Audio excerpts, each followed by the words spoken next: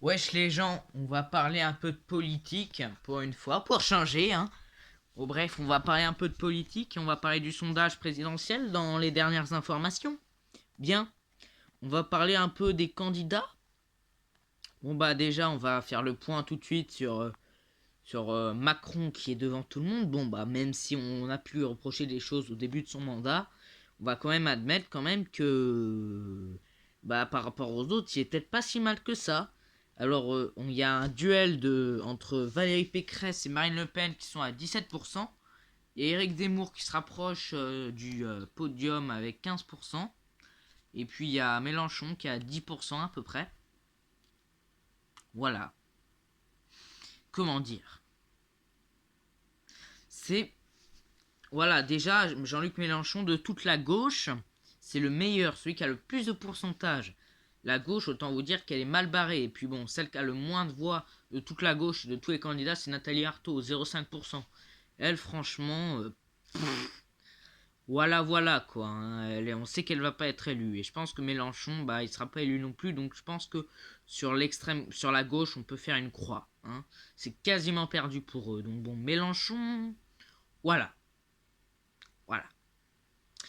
Eh bien, Mélenchon, oh, il est cinquième, il peut à la rigueur, mais c'est le meilleur de la gauche et finalement, ben, il a pas, ça a plutôt joué à mon avis entre la droite, l'extrême droite particulièrement et le centre. Alors, il y a Marine Le Pen et Zemmour qui sont deux extrémistes quand même, et eux, voilà, quand même Marine Le Pen qui est sur le podium en concurrence avec Pécresse, qui pourrait même la dépasser, puis Zemmour qui se rapproche et qui se rapproche du podium, mais ils sont des dangers publics. S'ils se font élire, ça peut être dangereux quand même, ça peut même être très dangereux. Encore que bon, par certains côtés, bon. Il y a Macron qui est au centre, qui est pour l'instant le meilleur, mais si supposons Zemmour et Le Pen, donc 17 plus 15, ça fait 32, et Macron qui est à 25%, bah c'est plus que ça, donc s'ils font une alliance, ça peut faire mal. Puis entre les deux, il y a Valérie Pécresse qui est plutôt de droite, de bon. Voilà, c'est plutôt ça en fait. Voilà, les élections présidentielles, c'est bientôt. Et en fait, moi, aux prochaines élections présidentielles, je pourrais voter, moi. Et ouais, parce que j'aurai plus de 18 ans. Je vous rappelle que pour voter, il faut avoir 18 ans au moins et être de nationalité française. Bah oui, logique. Voilà, non mais franchement, il y a un duel de fous. Pour l'instant et tout, c'est Macron qui devance largement Pécresse, avec Le Pen aussi. Puis Zemmour qui se rapproche du podium. Alors il y a Mélenchon qui est en cinquième position. Si la gauche fait une alliance entre elles, elle peut peut-être faire quelque chose. Mais bon. Et même là, ils ont du mal à rivaliser. Mais quand même. Donc à mon avis, ça va jouer entre la droite et le centre. Ou l'extrême droite et le centre. Et c'est à ça à se poser les questions. Parce que bon, même si je suis, voilà, je suis très blanc quand même de peau. Par exemple, bah, si Zemmour est élu, j'ai quand même un nom de famille polonais.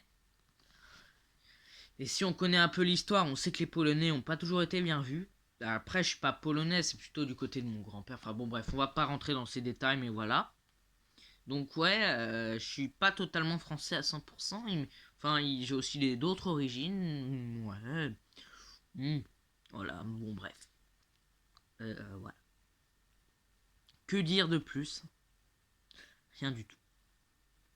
Voilà, c'est... Finalement, on se demande. Et dans le programme, finalement, dans le programme de chacun, il y a quelque chose. Bon, Zemmour qui veut enlever les idéologies LGBT, raciales, égalité homme-femme, que ce soit dans les écoles primaires, les collèges, les lycées. Bah voilà quoi.